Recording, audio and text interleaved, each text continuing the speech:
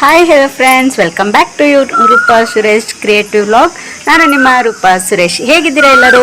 I hope ಎಲ್ಲರೂ ಚೆನ್ನಾಗಿರ್ತೀರಾ ಅಂತ ಹೇಳಿ ನನ್ನ ಇವತ್ತಿನ ಲಾಗ್ ಬಂದು ನನ್ನ ಮೈದನಿಗೆ ನೀರು ಹಾಕ್ತಾ ಇರೋ ಶಾಸ್ತ್ರದ್ದು ಲಾಗ್ ಮಾಡ್ತಾ ಇದ್ದೀನಿ. ಸೊ ನಾವು ಇವತ್ತು ಏನೆಲ್ಲ ಮಾಡ್ತೀವಿ, ಯಾವ ರೀತಿ ಶಾಸ್ತ್ರಗಳನ್ನೆಲ್ಲ ಮಾಡ್ತೀವಿ ಅಂತ ನೀವು ನೋಡಬೇಕು ಅಂದರೆ ನನ್ನ ವಿಡಿಯೋನ ಎಲ್ಲೂ ಕೂಡ ಸ್ಕಿಪ್ ಮಾಡಿದೆ ಪೂರ್ತಿಯಾಗಿ ನೋಡಿ. ಹಾಗೆಯೇ ಯಾರೆಲ್ಲ ಫಸ್ಟ್ ಟೈಮ್ ನನ್ನ ಚಾನಲ್ನ ನೋಡ್ತಾ ಇದ್ದೀರೋ ದಯವಿಟ್ಟು ಸಬ್ಸ್ಕ್ರೈಬ್ನ ಮಾಡ್ಕೊಂಡು ನೋಡಿ. ಇವತ್ತು ಏನೆಲ್ಲ ಮಾಡ್ತೀವಿ ಅನ್ನೋದ್ರ ಬಗ್ಗೆ ಅಪ್ಡೇಟ್ ಕೊಡ್ತೀನಿ, ನೋಡೋಣ. ಬಂದ್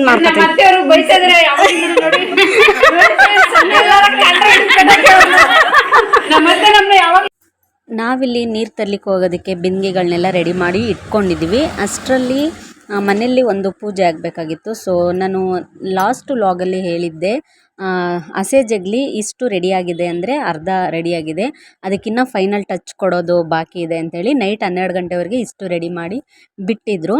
ಆನಂತರ ಭಾವ ಬಂದು ಅದಕ್ಕೆ ಸ್ವಲ್ಪ ಔಟ್ಲೈನ್ಸ್ ಎಲ್ಲ ಕೊಟ್ಟು ನೇಮ್ ಎಲ್ಲ ಬರೆದು ಮತ್ತು ಸೂರ್ಯ ಚಂದ್ರ ಎಲ್ಲ ಬಿಡಿಸಿ ಅದನ್ನೆಲ್ಲ ಭಾವ ಮಾಡಿದ್ರು. ಇನ್ನೂ ಒಂದು ಸ್ವಲ್ಪ ಕೆಲಸ ಬಾಕಿ ಉಳಿದಿತ್ತು ಅಂದ್ಬಿಟ್ಟು ಅದನ್ನು ಗಿರೀಶ ಇಲ್ಲಿ ಫುಲ್ ಮಾಡ್ತಾಯಿದ್ದಾನೆ. ಫುಲ್ ಔಟ್ಲೈನ್ಸ್ ಎಲ್ಲ ಕೊಟ್ಟು ಫುಲ್ ಫಿನಿಶ್ ಮಾಡ್ತಾಯಿದ್ದಾನೆ. ಅಂದರೆ ನಾವು ನೀರು ತಂದೆ ಆಗಿದ ಮೇಲೆ ಹುಡುಗನ್ನ ನಾವು ಎಣ್ಣೆ ಶಾಸ್ತ್ರ ಕೂರಿಸ್ಬೇಕಂತ ಹೇಳಿದ್ರೆ ಇದು ಹಸೆ ಜಗ್ಲಿ ಫುಲ್ ಫಿನಿಶ್ ಆಗಿರಬೇಕು.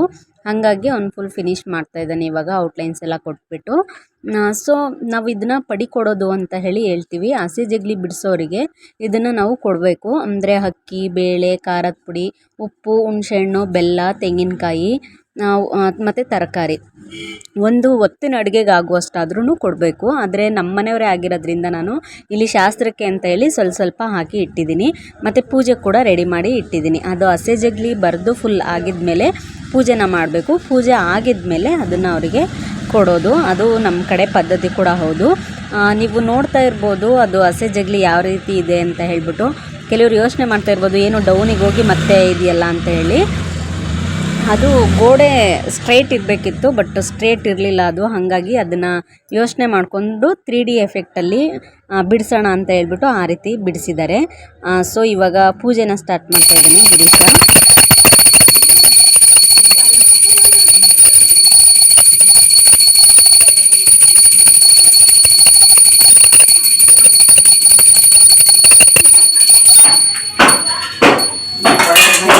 ಯಾರು ಬಿಡಿಸಿರ್ತಾರೋ ಅವರು ಪೂಜೆ ಮಾಡೋದು. ಹಾಗಾಗಿ ಗಿರೀಶ ಪೂಜೆ ಮಾಡ್ದ. ಇವಾಗ ಮದುಮಗ ಆಗಿರೋದ್ರಿಂದ ನನ್ನ ಮೈದನ ಕೂಡ ಪೂಜೆನ ಮಾಡ್ತಾಯಿದ್ದಾರೆ. ಪೂಜೆ ಮಾಡಿದ್ದು ಆಗಿದ್ಮೇಲೆ ನಾನು ಆಗಲೇ ಹೇಳ್ದಂಗೆ ಪಡಿ ಕೊಡೋದು ಅಂತ ಹೇಳಿದ್ನಲ್ಲ, ಅದ್ರ ಜೊತೆಗೆ ಸ್ವಲ್ಪ ದಕ್ಷಿಣೆ ಕೂಡ ಇಟ್ಟು, ದಕ್ಷಿಣೆ 500, 1000 ಆ ರೀತಿ ಎಲ್ಲ ಕೊಡ್ತಾರೆ. ನಾವು ನಮ್ಮ ಮನೆಯವರೇ ಆಗಿರೋದ್ರಿಂದ ಒಂದು ಸ್ವಲ್ಪ ಇಟ್ಬಿಟ್ಟು ಕೊಡ್ತಾಯಿದ್ದೀವಿ. ಸೊ ಹಂಗೂ ಬೇಡ ಅಂತ ಹೇಳ್ತಾಯಿದ್ದೆ, ನಾವು ಶಾಸ್ತ್ರಕ್ಕೆ ಅಂತ ಹೇಳಿ ಹಂಗೆ ಮಾಡೋದು ಬೇಡ ಅಂತ ಹೇಳ್ಬಿಟ್ಟು ಒಂದು ಸ್ವಲ್ಪ ದಕ್ಷಿಣೆನ ಇಟ್ಟು ಕೊಟ್ವಿ ಗಿರೀಶಂಗೆ. ಸೊ ನೀವು ನಮ್ಮ ಅಮ್ಮನ ಮನೆ ವ್ಲಾಗಲ್ಲಿ ನೋಡಿರ್ಬೋದು, ನಮ್ಮ ಮನೇಲಿ ಕೂಡ ಬಿಡಿಸಿರೋದು ಇವನೇ. ಜೊತೆಗೆ ನಮ್ಮ ಅತ್ತೆ ಮಕ್ಕಳು, ನನ್ನ ದೊಡ್ಡಪ್ಪನ ಮಗ ಅವರು ಕೂಡ ಸೇರ್ಕೊಂಡಿದ್ದಾರೆ. ಇಲ್ಲೂ ಕೂಡ ಎಲ್ಲರೂ ಹೆಲ್ಪ್ ಮಾಡಿದ್ದಾರೆ. ಆದರೆ ಫೈನಲ್ ಟಚ್ ಕೊಟ್ಟಿರೋದು ಅವನು. ಹಾಗಾಗಿ ಫಸ್ಟು ಪ್ಲ್ಯಾನ್ ಮಾಡಿರೋದು ಕೂಡ ಅವನೇ. ಹಂಗಾಗಿ ಅವನಿಗೆ ಸೇರಿದ್ದಿದ್ದೆಲ್ಲ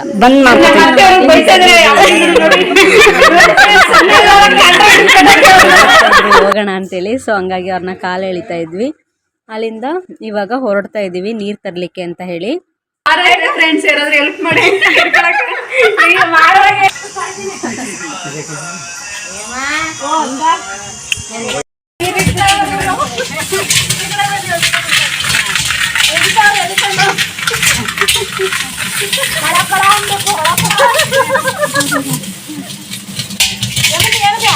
ಇಲ್ಲಿ ನನ್ನ ಕೋ ಸಿಸ್ಟರ್ಸ್ ಎಲ್ಲರೂ ಸೇರ್ಕೊಂಡು ಬಿಂದಿಗೆನ ಹಂಚ್ತಾ ಇದ್ದಾರೆ. ಸೊ ಬಿಂದಿಗೆ ಎಲ್ಲ ತೊಳ್ಕೊಂಡ್ಬಿಟ್ಟು ಇಲ್ಲೇ ನಲ್ಲಿ ನೀರು ಬರ್ತಾ ಇರೋದ್ರಿಂದ ನಲ್ಲಿಲಿ ನೀರು ಇಟ್ಕೊಳ್ತೀವಿ. 5 ಬಿಂದಿಗೆಗೂ ಕೂಡ ನೀರನ್ನ ತುಂಬಿಸಿಟ್ಕೊಂಡು 5 ಬಿಂದಿಗೆಗೂ ವಿಭೂತಿ, ಅರಿಶಿನ, ಕುಂಕುಮ, ಹೂವು, ಅಕ್ಷತೆ ಹಾಕಿ ಜೊತೆಗೆ ನವಧಾನ್ಯನ ಗಂಟು ಕಟ್ಕೊಂಡು ತೊಗೊಂಬಂದಿರ್ತೀವಿ. ಅದೇ ನಮ್ಮ ಶೈಲಕ್ಕ ಇಟ್ಕೊಂಡು ಬಂದ್ರಲ್ವ ತುಂಬ ಭಾರವಾಗಿರೋದು, ಅದನ್ನು ನವಧಾನ್ಯ ಅಂತ ಹೇಳ್ತೀವಿ. ಸೊ ಅದನ್ನು ಕೂಡ ಕಟ್ಕೊಂಬಂದಿರ್ತೀವಿ. ಅದನ್ನು 5 ಬಿಂದಿಗೆಗಳಿಗೆ ಕಟ್ಟಿ ಹೂವನ್ನ ಹಾಕಿ 5 ಜನ ಕೂಡ ಪೂಜೆನ ಮಾಡ್ತಾರೆ. ಸೊ ಎಲ್ಲರೂ ಒಂದೊಂದು ಕೆಲಸ ಅಂತ ಬೇಗ ಎಲ್ಲರೂ ಶೇರ್ ಮಾಡ್ಕೊಂಡು ಬೇಗ ಪೂಜೆಗೆಲ್ಲ ರೆಡಿ ಮಾಡ್ಕೊಂಡು ಪೂಜೆ ಮಾಡಿದ್ರು.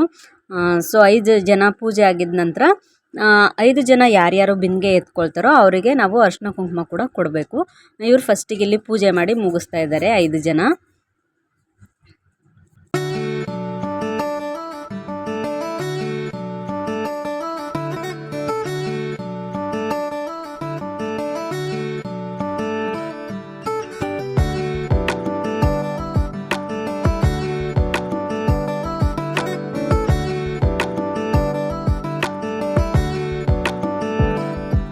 5 ಜನ ಪೂಜೆ ಮಾಡಿ ಆಯಿತು. ಈಗ ಅವ್ರ 5 ಜನಕ್ಕೆ ನಾನು ಅರಿಶಿನ ಕುಂಕುಮ ಕೊಟ್ಟು ಅಕ್ಷತೆನ ಹಾಕ್ತಾ ಇದ್ದೀನಿ.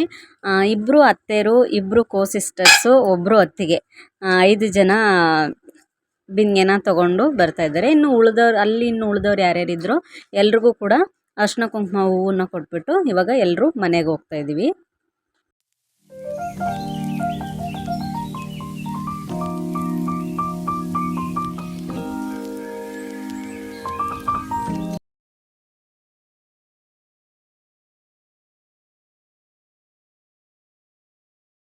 ಮನೆಗೆ ಬಂದ್ವಿ. ಇವಾಗ ಎಣ್ಣೆ ಶಾಸ್ತ್ರನ ಮಾಡಬೇಕು. ಸೊ ಅದಕ್ಕೆ ಏನೇನು ಸಿದ್ಧತೆಗಳು ಬೇಕೋ ಅದನ್ನೆಲ್ಲ ಮಾಡ್ಕೊಳ್ತಾ ಇದ್ದೀವಿ. ಸೊ ಇದಾಗಿದ ಮೇಲೆ 5 ಜನ ಎಣ್ಣೆ ಶಾಸ್ತ್ರನ ಮಾಡ್ತಾರೆ. ಅಂದರೆ ಈಗ ಯಾರೆಲ್ಲ ನೀರು ತೊಗೊಂಬಂದ್ರೋ 5 ಜನ ಅವರೇ ಎಣ್ಣೆ ಶಾಸ್ತ್ರನ ಮಾಡ್ತಾರೆ. ರತ್ನತೆ, ಹೇಮತ್ತೆ, ಶೈಲಕ್ಕ, ದೀಪಿಕಾ ಮತ್ತು ಸವಿತಾ ಅತ್ತಿಗೆ 5 ಜನ ಎಣ್ಣೆ ಶಾಸ್ತ್ರನ ಮಾಡ್ತಾರೆ. ಅಂದರೆ ಎಣ್ಣೆ ಶಾಸ್ತ್ರ ಅಂತ ಹೇಳಿದ್ರೆ ತಲೆಗೆ ಸ್ವಲ್ಪ ಎಣ್ಣೆನ ಹಚ್ಚಿ ಕೈ, ಕಾಲು ಮತ್ತು ಬೆನ್ನಿಗೆ ಅರಿಶಿಣವನ್ನು ಹಚ್ತಾರೆ. ಸೊ ಅರಿಶಿನ ಶಾಸ್ತ್ರ ಅಂತಲೂ ಹೇಳ್ಬೋದು, ಎಣ್ಣೆ ಶಾಸ್ತ್ರ ಅಂತಲೂ ಹೇಳ್ಬೋದು. ಸೊ ಇದು ಶಾಸ್ತ್ರ. ನಾನು ಲಾಸ್ಟು ಒಂದು ವ್ಲಾಗ್ನ ಹಾಕಿದ್ದೆ, ಒಳಕಲ್ಲು ಪೂಜೆ ಅಥವಾ ಅರಿಶಿನ ಕುಟ್ಟೋ ಶಾಸ್ತ್ರ ಅಂತ ಹೇಳಿ. ಸೊ ಅವತ್ತು ನಾನು ಕುಟ್ಟಿ ಇಟ್ಟಂಥ ಅರಿಶಿಣವನ್ನು ಇವತ್ತು ನಾವು ಅರಿಶಿನ ಶಾಸ್ತ್ರಕ್ಕೆ ಬಳಸ್ತಾ ಇದ್ದೀವಿ. ಸೊ ನಿಮಗೆಲ್ಲರಿಗೂ ಅವಾಗ ಅನ್ನಿಸ್ತಿತ್ತೇನೋ ಇದನ್ನು ಏನು ಮಾಡ್ತಾರೆ ಇವರು ಅರಿಶಿನ ಕುಟ್ಟಿದ್ದನ್ನು ಅಂತ. ಸೊ ಅದನ್ನು ನಾವು ಇಲ್ಲಿ ಅರಿಶಿನ ಶಾಸ್ತ್ರಕ್ಕೆ ಬಳಸ್ತಾ ಇದ್ದೀವಿ. ಸೊ ಯಾರಾದರೂ ಆ ವಿಡಿಯೋನ ನೋಡಿಲ್ಲ ಅಂತ ಹೇಳಿದ್ರೆ ನನ್ನ ಡಿಸ್ಕ್ರಿಪ್ಷನಲ್ಲಿ ಹಾಕಿರ್ತೀನಿ, ನೀವು ಒಂದ್ಸಲ ಚೆಕ್ ಮಾಡ್ಬೋದು.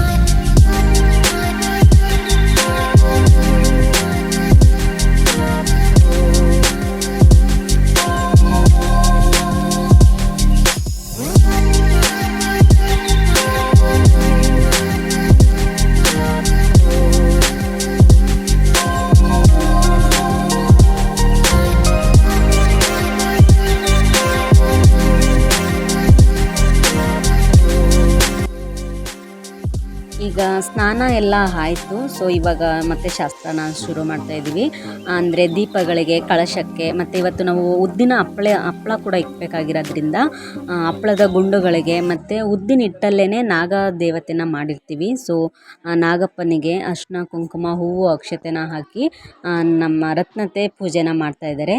ಸೊ ದೊಡ್ಡವರು ಅವರೇ ಆಗಿರೋದ್ರಿಂದ ಇವಾಗ ಅವರು ಫಸ್ಟು ಶಾಸ್ತ್ರನ ಮಾಡಲಿಕ್ಕೆ ಬಿಡ್ತೀವಿ. ಯಾಕಂದರೆ ನಾವು ನೋಡ್ಕೊಳ್ಳಿಕ್ಕೆ ಹೆಲ್ಪ್ ಆಗುತ್ತೆ ಅಲ್ವಾ. ಹಾಗಾಗಿ ಹಂಗೂ ಅಂತ ಇರ್ತಾರೆ ಯಾವಾಗಲೂ ನಮ್ಮನೆ ಅಂದರೆ ನೀವು ಕಲಿಯೋದು ಯಾವಾಗ ಅಂತೇಳಿ. ಆದರೂ ಇಲ್ಲ, ಫಸ್ಟ್ ನೀವು ಮಾಡಿ ಅಂತ ಹೇಳಿ ದೊಡ್ಡವ್ರನ್ನ ಬಿಡ್ತೀವಿ. ಫಸ್ಟು ಈಗ ರತ್ನತೆ ಮಾಡ್ತಾಯಿದ್ದಾರೆ. ಅದಾಗಿದ್ಮೇಲೆ 5 ಜನ ಮಾಡೋಣ ಅಂದ್ಕೊಂಡ್ವಿ. ಜನ ಜಾಸ್ತಿ ಇದ್ದಿದ್ದರಿಂದ 9 ಜನ ಶಾಸ್ತ್ರ ಮಾಡೋಣ ಅಂತ ಹೇಳ್ಬಿಟ್ಟು ಶಾಸ್ತ್ರನ ಮಾಡ್ತಾಯಿದ್ವಿ. ಸೊ 9 ಜನ ಮಾಡೋವ್ರಿಗೂ ಸ್ವಲ್ಪ ನೋಡಿ ಬೇಜಾರು ಮಾಡ್ಕೊಂಬಿಡಿ. ಫಾಸ್ಟ್ ಮಾಡೋಣ ಅಂದರೆ ನಾನು ಶಾಸ್ತ್ರ ಮಾಡುವಾಗ ತೆಗ್ದಿಲ್ಲ ಅಂತ ಅಂದ್ಕೊಂಬಿಡ್ತಾರೆ. ಹಂಗಾಗಿ ಮಾಮೂಲಿ ಮೀಡಿಯಮ್ ಸೈಜ್ ಇದರಲ್ಲೇ ಬಿಟ್ಟಿರ್ತೀನಿ. ಸೊ ಜಾಸ್ತಿ ಬೋರ್ ಹೊಡ್ಸಲ್ಲ.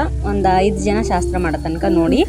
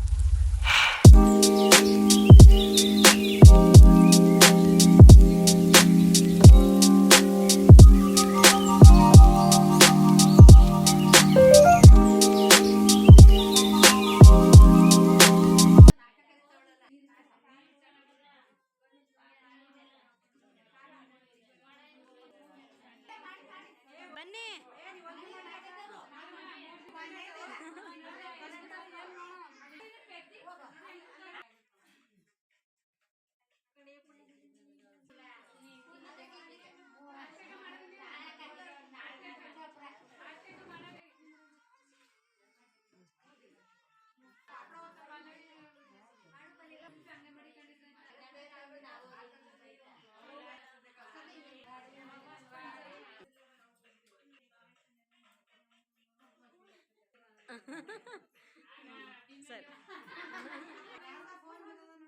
ಇಲ್ಲ ಅವ್ರೆ ಹಂಗ ಆನ್ ಮಾಡ್ಬಿಟ್ರು 9 ಮಾಡ್ಲಿ ಬಿಡಿ 7 ಆಯ್ತು ಒಡಿಗೆ ಅಂತವಳೆ ಇವು ಬೇರೆ ರತ್ನತ್ತೆ ಮಂಜುಳತ್ತೆ ಪಲ್ಲವಿ ಜಯಶೀಲಕ್ಕ ಮತ್ತು ಆರತಿ ಅಕ್ಕ ಎಲ್ಲರೂ ಶಾಸ್ತ್ರ ಮಾಡಿ ಆಯಿತು ಮತ್ತು ಸವಿತತ್ತೆ ಎಲ್ಲರೂ ಶಾಸ್ತ್ರ ಮಾಡಿ ಆಯಿತು. ಇವಾಗ ನಾನು ಶಾಸ್ತ್ರ ಮಾಡ್ತಾಯಿದ್ದೀನಿ. ಸೊ ನಾರ್ಮಲಾಗಿ ಎಲ್ಲರೂ ಮಾಡ್ದಂಗೆ ದೀಪಗಳಿಗೆ ಕಳಶಕ್ಕೆ ಪೂಜೆನ ಮಾಡಿ ಹುಡುಗಂಗೆ ಕುಂಕುಮ ಇಟ್ಟು ಅಕ್ಷತೆ ಹಾಕಿದರೆ ಶಾಸ್ತ್ರ ಮುಗೀತು ಅಷ್ಟೇ ಈ ಶಾಸ್ತ್ರ. ಸೊ ನಾನು ಶಾಸ್ತ್ರ ಮಾಡಿ ಆಗಿದ್ಮೇಲೆ ನಮ್ಮ ಅತ್ತಿಗೆ ಶಾಸ್ತ್ರನ ಮಾಡ್ತಾರೆ. ಅತ್ತಿಗೆ ಶಾಸ್ತ್ರ ಮಾಡಿಬಿಟ್ಟು ಕೊನೆಗೆ ಅವರು ಒಂದು ಹಳದಿ ದಾರನ ವರನ ಕುತ್ತಿಗೆಗೆ ಕಟ್ತಾರೆ. ಅಂದರೆ ಹಳದಿ ಶಾಸ್ತ್ರ ಆಗಿದೆ ಅನ್ನೋದ್ರದ ಸಂಕೇತ. ಮತ್ತು ನಮ್ಮ ಇಲ್ಲಿನ ಶಾಸ್ತ್ರ ಸಂಪ್ರದಾಯಗಳು ಇಲ್ಲಿಂದ ಶಾಸ್ತ್ರಗಳು ಮೊದಲನೇ ದಿವಸದಿಂದ ಶುರುವಾಗಿದೆ ಅನ್ನೋದರ ಸಂಕೇತವಾಗಿ ಅವರು ಹಳದಿ ದಾರನ ಕುತ್ತಿಗೆಗೆ ಕಟ್ತಾರೆ. ಅಂದರೆ ಈ ಶಾಸ್ತ್ರ ಆಗಿದ್ಮೇಲೆ ಹುಡುಗ ಒಬ್ಬೊಬ್ಬರೇ ಎಲ್ಲೂ ಹೋಗೋಂಗಿಲ್ಲ, ಆ ರೀತಿ ಎಲ್ಲ ಇರುತ್ತೆ ನಮ್ಮ ಕಡೆ. ಸೊ ಆ ಥರ ನಾನು ಆಗಲೇ ಹೇಳ್ದಂಗೆ ಇಲ್ಲಿ ನಮ್ಮ ಅತ್ತಿಗೆ ದಾರನ ಕಟ್ಟಿದ್ರು ಅವ್ರಿಗೆ ಶಾಸ್ತ್ರ ಎಲ್ಲ ಆಗಿದ್ಮೇಲೆ. ಸೊ ಈಗ ಎಲ್ಲರೂ ಶಾಸ್ತ್ರ ಎಲ್ಲ ಮಾಡಿ ಆಯಿತು. ನಾನು ಆಗಲೇ ಹೇಳ್ದಂಗೆ ಉದ್ದಿನ ಹಿಟ್ಟಲ್ಲಿ ಹಪ್ಳನ ಹೊತ್ತಬೇಕು, ಅದರಲ್ಲಿ ನಾಗರನ್ನು ಕೂಡ ಮಾಡಿ ಇಟ್ಟಿದ್ದಾರೆ ಅಂತ ಹೇಳಿದೆ. ಸೊ ಅದ್ರದ್ದು ಇವಾಗ ಹಪ್ಳನ ಹೊತ್ತಾ ಇದ್ದಾರೆ ಎಲ್ಲರೂ. ಸೊ ಹಪ್ಳ ಅವರೆಲ್ಲರೂ ಒಂದು 5 ಜನ ಹಪ್ಳ ಹೊತ್ತೋ ತನಕ ನಾವು ಇನ್ನು ಉಳಿದ ಮುತ್ತೈದೆಯರಲ್ಲಿ ಯಾರೆಲ್ಲ ಇದ್ದಾರೋ ಅವರಿಗೆಲ್ಲ ಅರಿಶಿನ ಕುಂಕುಮನ ಕೊಟ್ಟು ತಾಂಬೂಲವನ್ನು ಕೊಡ್ತಾಯಿದ್ದೀವಿ. ಅದಾಗಿದ್ಮೇಲೆ ಎಲ್ಲರೂ ಒಂದು 5 ಜನ ಹಪ್ಳನ ಒತ್ತಿ ಮುಗಿಸ್ತಾರೆ. ಅದಾಗಿದ್ಮೇಲೆ ಎಲ್ಲರಿಗೂ ಊಟಕ್ಕೆಲ್ಲ ಬಡಿಸೋ ತನಕ ಸಂಜೆ 3:30 ಆಗೋಯಿತು. ಸೊ ಇದಿಷ್ಟು ಇವತ್ತಿನ ವಿಡಿಯೋ. ನೆಕ್ಸ್ಟು ವಿಡಿಯೋ ಸ್ವಲ್ಪ ಎಲ್ಲ ರೆಡಿ ಮಾಡ್ಕೊಂಡಿದ್ದೀನಿ, ಅದನ್ನು ನೆಕ್ಸ್ಟ್ ಬ್ಲಾಗಲ್ಲಿ ಆ್ಯಡ್ ಮಾಡ್ತಾಯಿದ್ದೀನಿ. ಸೊ ನನ್ನ ಇವತ್ತಿನ ಈ ವಿಡಿಯೋ ನಿಮಗೆ ಇಷ್ಟ ಆಗಿದ್ದರೆ ಲೈಕ್ ಮಾಡಿ, ಶೇರ್ ಮಾಡಿ, ಕಮೆಂಟ್ ಮಾಡೋದನ್ನು ಮರಿಬೇಡಿ. ಹಾಗೆಯೇ ಪ್ಲೀಸ್ ಸಬ್ಸ್ಕ್ರೈಬ್ ಮಾಡಿಕೊಂಡು ನೋಡಿ ಅಂತ ಹೇಳ್ತಾ, ಆಲ್ರೆಡಿ ಯಾರೆಲ್ಲ ಸಬ್ಸ್ಕ್ರೈಬ್ ಆಗಿದ್ರೋ ಅವ್ರಿಗೆಲ್ಲ ನಾನು ತುಂಬಾ ಥ್ಯಾಂಕ್ಸ್ ಅಂತ ಹೇಳ್ತಾ ನನ್ನ ಇವತ್ತಿನ ಈ ವಿಡಿಯೋನ ಇಲ್ಲಿಗೆ ಮುಗಿಸ್ತಾ ಇದ್ದೀನಿ. ಹಾಗೆಯೇ ಲಾಸ್ಟಲ್ಲಿ ಒಂದಷ್ಟು ಪಿಕ್ನ ಆ್ಯಡ್ ಮಾಡ್ತಾಯಿದ್ದೀನಿ. ಸೊ ನೋಡಿ, ಎಂಜಾಯ್ ಮಾಡಿ ಅಂತ ಹೇಳ್ತಾ ಬಾಯ್, ಟೇಕ್ ಕೇರ್, ಮೀಟ್ ಮಾಡೋಣ ಮತ್ತೊಂದು ವಿಡಿಯೋದಲ್ಲಿ.